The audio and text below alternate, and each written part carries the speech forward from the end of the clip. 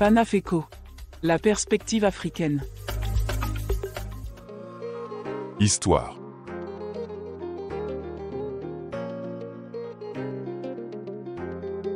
La gangrène de l'Afrique, Vincent Bolloré.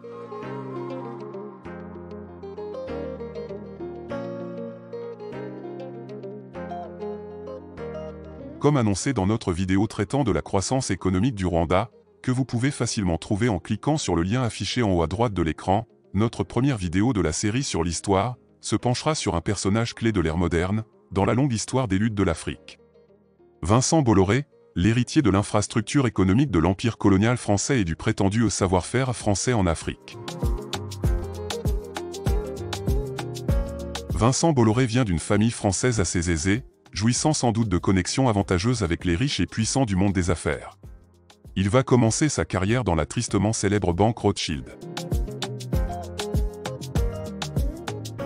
Au milieu des années 80, il vend les usines à papier de la famille et se lance dans le tabac en Afrique. Il utilise les bénéfices engrangés pour investir dans l'exploitation du bois et les plantations de coton, palmiers, bananiers, café, cacao et bien d'autres encore. La liste est longue. Donc, parallèlement, il se lance aussi dans la logistique pour faciliter le transport des marchandises à l'export, mais aussi à l'import. Tous les produits français, qui ont pourtant du mal à rivaliser sur les marchés mondiaux, sont partout en Afrique, sans doute grâce au réseau France-Afrique. On notera les ressemblances avec les méthodes utilisées il y a 200 ans par ses ancêtres. Années 90. Des bruits de maltraitance et paix maigre se font entendre progressivement, les sociétés du groupe sont gérées de main de fer. 1999. Le groupe Bolloré prend le contrôle des lignes de chemin de fer du Cameroun et progressivement les transforme en lignes de transport de marchandises au détriment des passagers. Les trains passagers sont délaissés, augmentant le nombre d'accidents douteux. Les populations sont de moins en moins interconnectées, freinant ainsi le développement partout où le groupe prend le contrôle des lignes ferroviaires. 2000. Bolloré révèle un peu plus sur sa manière d'opérer en Afrique en recrutant Michel Roussin comme vice-président du groupe.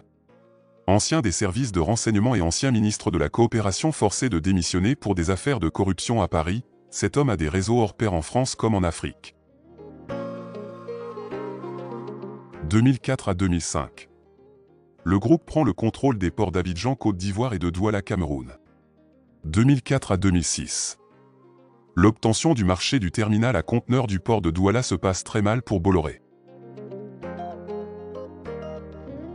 Le groupe est amené en justice par la concurrence pour corruption et favoritisme, alors même que la Banque mondiale critiquait la qualité de l'offre proposée par le groupe.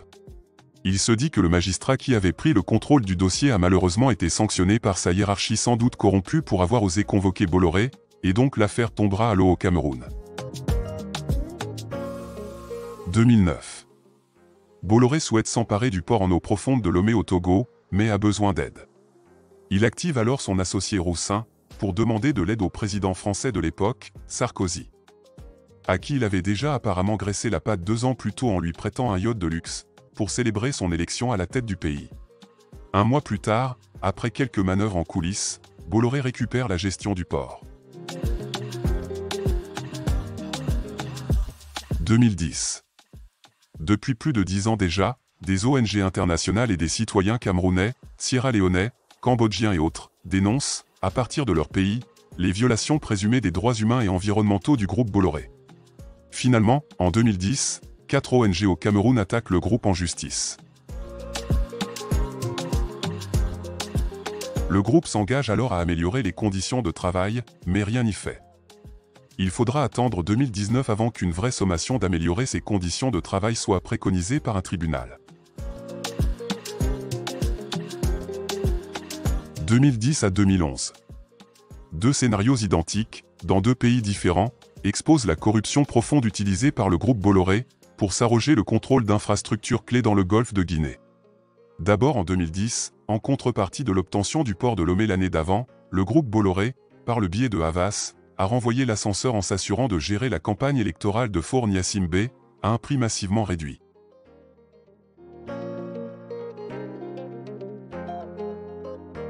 Ensuite en 2011, seulement 3 mois après avoir été réélu, le président Alpha Condé signe un décret portant résiliation du contrat de Necotrans, qui avait pourtant obtenu ce contrat de 25 ans pour gérer le port de Conakry 3 ans plus tôt, ce qui était inattendu. Le groupe Bolloré, probablement aidé par son réseau d'influence en France, a réussi à éviter la justice en 2019 concernant cette affaire de corruption en Guinée. Malheureusement en 2021, concernant le Togo, les choses ne se passent pas aussi bien. Le groupe sera contraint de reconnaître des faits de corruption et de payer une amende de 12 millions d'euros. En revanche, le trio de cadres impliqués n'est pas encore sorti de l'affaire. Ils ont été ordonnés de comparaître devant la justice et ils risquent un maximum de 5 ans de prison chacun, pour chacun des deux cas, Guinée et Togo.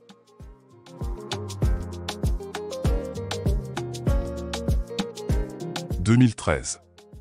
Bolloré s'étend au Mozambique, au Sénégal et en Côte d'Ivoire en exploitant le port pétrolier de Pemba, le terminal roulier de Dakar et un terminal à conteneurs à Abidjan. 2015. Acquisition des ports de Kribi au Cameroun, de Dili en Timor oriental et de Vareux en Haïti. 2017.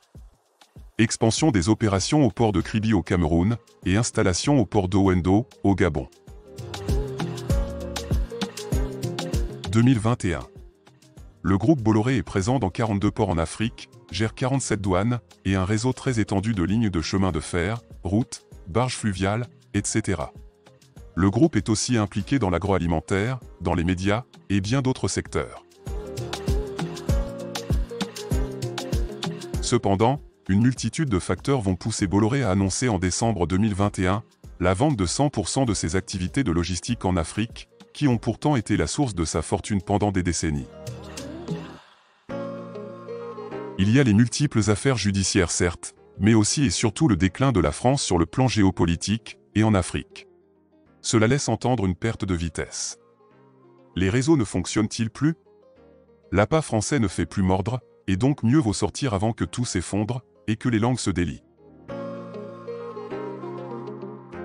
C'est ainsi que la présumée chance rothschildienne a encore frappé, quand, dans une période post-Covid où tout est plus cher dans le monde du transport, le groupe parvient à vendre ses actifs africains estimés entre 2 et 3 milliards d'euros, pour la coquette somme de 5,7 milliards.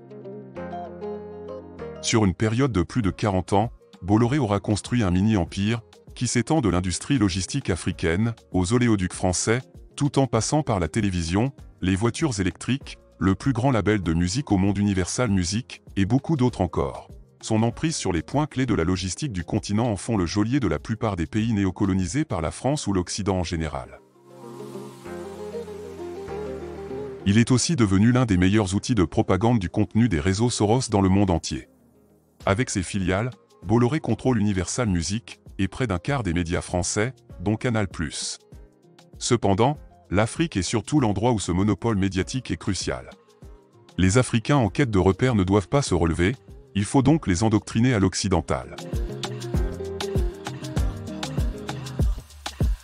Les contenus libéraux, qui vénèrent l'argent, la violence, la pornographie, le meurtre, la question du genre, l'instabilité conjugale et mentale, se sont répandus sur notre continent, grâce à son contrôle des deux plus grands opérateurs de télévision en Afrique, Canal+ et MultiChoice. Ces deux mastodontes diffusent en continu, en anglais et en français, à plus de 50 millions d'abonnés africains, ces valeurs libérales, pourtant à des années-lumière de la riche et incommensurable civilisation africaine. Et les effets se ressentent surtout sur les jeunes. Bolloré a ses mains partout, et cela semble avoir été réalisé assez tactiquement, étant donné la rapidité avec laquelle cela s'est produit. Après tout, Bolloré lui-même a confessé que sa manière d'opérer se rapproche plutôt du commando que de l'armée régulière, dans une tribune publiée dans Le Monde. De plus, Olivier Blamangin, un chercheur ayant étudié le cas de ce personnage, utilise même le terme de blitzkrieg, ou guerre éclair, pour définir l'approche utilisée une fois la cible confirmée.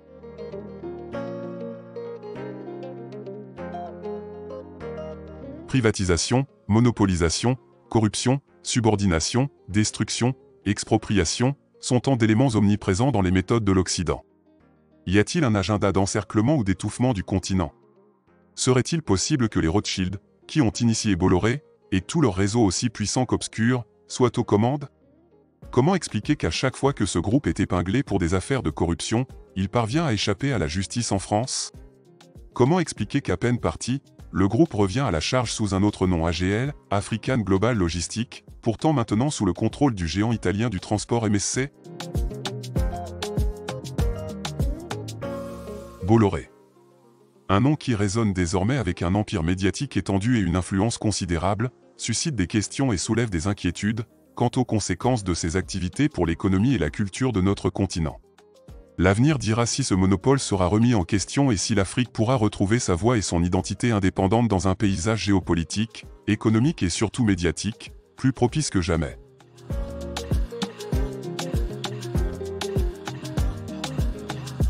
Il est important de noter que certaines de ces informations sont des allégations et des critiques formulées à l'encontre de Vincent Bolloré et du groupe Bolloré. Les enquêtes judiciaires et les procès sont en cours pour certaines des allégations mentionnées, et il convient de laisser la justice faire son travail pour établir les faits et les responsabilités. Il faut aussi noter que bien d'autres faits marquants ou graves n'ont pas été mentionnés car les pistes ont été bien trop brouillées. Telles que la persécution du peuple bidjan en Côte d'Ivoire, qui refuse de céder ses terres, depuis plus d'un siècle, sur lesquelles repose la capitale Abidjan, et qui subit des attaques économiques, juridiques et en tout genre, en continu, de la part de multinationales européennes, et en particulier de Bolloré.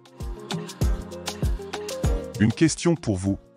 Saviez-vous qu'une seule personne, avec un groupe tentaculaire, était si influente sur le continent? Et sinon, quelle est la raison de ce manque d'informations, à votre avis? Dites-nous dans les commentaires. Merci de nous avoir suivis. À très vite pour de nouveaux échos.